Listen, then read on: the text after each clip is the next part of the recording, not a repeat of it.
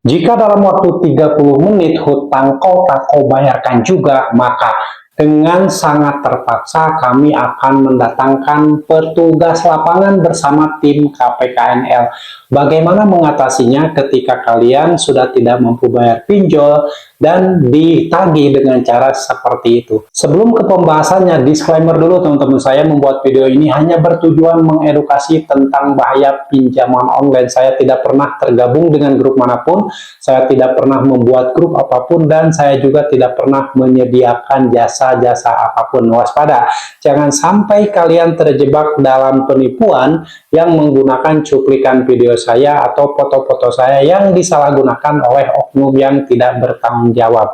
Oke, mengenai gagal bayar dan telat bayar di pinjol ini, segala sesuatunya pasti membingungkan, menakutkan, meresahkan bagi sebagian orang yang baru-baru menggunakan pinjol, karena mereka ketika berutang di pinjol itu tidak tahu bahwa saat jatuh tempo akan diteror, akan ditagih dengan berbagai upaya penagihan yang berbeda-beda, dengan nomor HP yang berbeda-beda, dengan cara yang berbeda-beda. Nah, ini pasti di luar prediksi mereka yang menggunakan pinjaman online. Tapi karena sudah terlanjur menggunakan pinjol, akhirnya mau gak mau mereka menghadapi semua jenis penagihan tersebut, dan salah satunya yang berbentuk teror. Nah, teror ini biasanya tidak pernah menyebutkan nama aplikasinya, dan isi kata-katanya seperti yang saya akan jelaskan kali ini, yaitu jika 30 menit lagi tak kau bayarkan hutangmu, maka dengan sangat terpaksa kami akan mengirimkan petugas lapangan ke rumahmu bersama tim KPKNL. Nah, jika diterima oleh orang yang baru pertama kali menggunakan pinjol, mereka akan bingung, mereka akan takut, panik, apa yang harus dilakukan, dan nggak tahu apa itu tim KPKNL. Nah, sebelum kalian takut, sebelum kalian bingung, coba dengarkan dulu penjelasan masalah tim KPKNL secara garis besar. Secara bahasa yang paling sederhana, KPKNL itu adalah sebuah lembaga pemerintahan yang bertugas untuk melelang barang-barang yang dijaminkan ketika meminjam uang. Nah, sementara ketika kalian berutang di pinjol, apakah kalian menjaminkan barang? Apakah kalian menjaminkan sertifikat rumah atau menjaminkan surat-surat kendaraan? Menurut saya tidak. Benar nggak? Tuliskan di kolom komentar. Ketika kalian berutang di pinjol, yang kalian jaminkan itu hanya data-data di KTP, beserta suap foto, foto selfie, tengok kanan, tengok kiri, mangap-mangap, kedip-kedip, melet-melet. Seperti itu kan? Benar nggak? Tuliskan di kolom komentar. Makanya ketika kalian sudah berupaya melakukan pembayaran dan akhirnya gagal bayar, kenapa coba? Orang yang berutang di pinjol itu pasti gagal bayar. Kamu tidak akan pernah bisa keluar dari lingkaran setan utang pinjol jika kamu tidak maksa untuk berhenti. Ini banyak orang yang terus mempertahankan utang pinjol, dibayarkan tepat waktu, terus berupaya bela-belain utang sana-sini, bela-belain jual sana-sini. Endingnya tetap gagal bayar, dan banyak yang sangat menyesal karena apa? Saat gagal bayar tersebut, barangnya sudah habis, barangnya sudah digadaikan, utangnya sudah banyak ke tetangga, ke teman, ke saudara, rumah teman digadaikan, rumah tetangga digadaikan. Ini bahaya menggunakan pinjol. Makanya hati-hati teman-teman. Ketika kalian mulai ditagih atau diteror dengan kata-kata seperti tadi, dan ada iming-iming tim KPKNL, kalian harus paham bahwa ketika berutang di pinjol itu tidak ada jaminan berupa barang, ya. Jadi kalian nggak harus takut lagi kalau misalkan dikirim tim KPKNN lah dan lain-lain yang bisa menyita barang-barang kalian. Itu semua omong kosong teman-teman.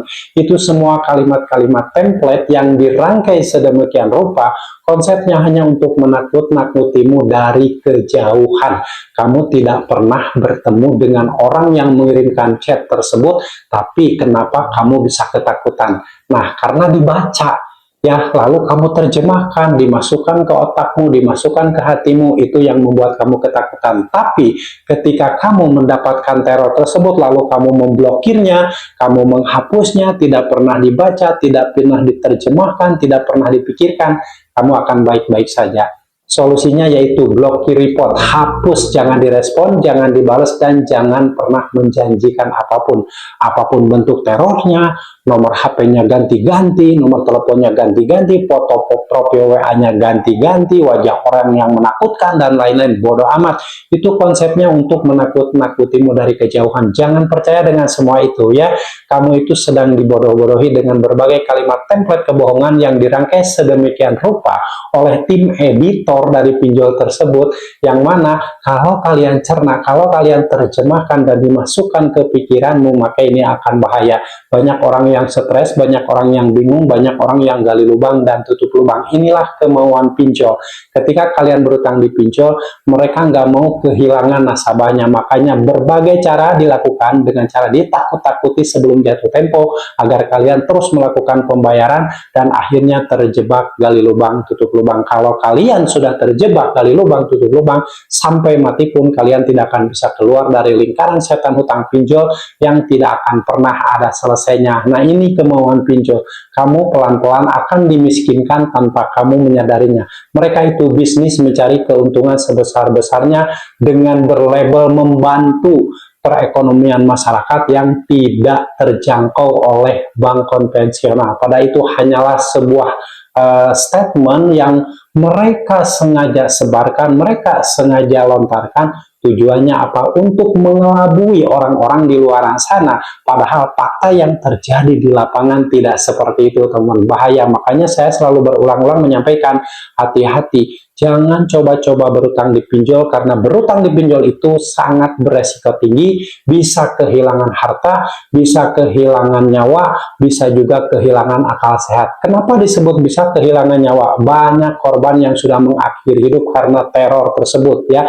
Teror-teror yang dilontarkan sebelum tanggal jatuh tempo, pas tanggal jatuh tempo, atau setelah telat bayar dengan berbagai nomor yang ganti-ganti, dengan foto profil WA yang menakutkan, yang mana jika diterima oleh orang yang baru pertama kali menggunakan pinjol, mereka akan ketakutan. Makanya karena panik, karena bingung, akal sehatnya hilang, mengakhiri hidup. Itu yang disebut dengan kehilangan nyawa. Waspada, pinjol ini sangat beresiko tinggi. Jangan sampai kalian coba-coba berutang di pinjol jika tidak ingin hidupmu hancur suatu saat nanti. Waspada. Dan buat teman-teman yang saat ini masih bingung ketika ditagih dengan cara-cara seperti tadi, sudahlah, abaikan semua itu. Blokir semua penagihan tersebut, jangan pernah direspon, jangan pernah dibalas, dan jangan pernah menjanjikan apapun.